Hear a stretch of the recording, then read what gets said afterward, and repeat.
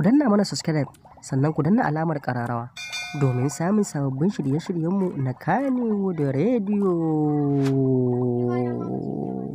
Inna lillahi wa inna ilaihi raji'un. Inna lillahi wa inna ilaihi raji'un. Duniya ta zo ƙarshe.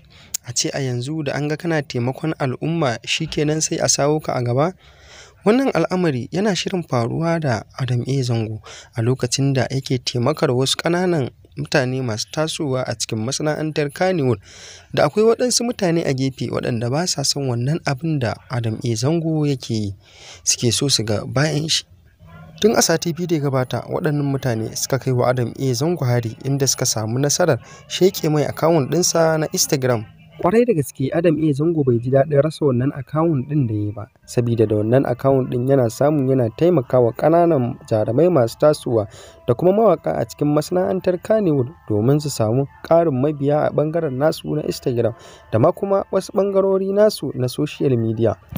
Masoyansa sun shawarce shi da ya buɗe wani sabon akawun ɗin, inda ya buɗe wani akawun ɗin a ranar, inda shi ma wannan akawun ɗin a halin yanzu ya rasa shi, inda suka ƙara sace mai wannan akawun ɗin.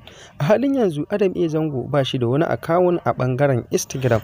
A halin yanzu ana zargin cewa waɗannan mutane suna neman rayuwar Adam A. Zango ne. Ya Allah ka shiga tsakanin nagari da mugu.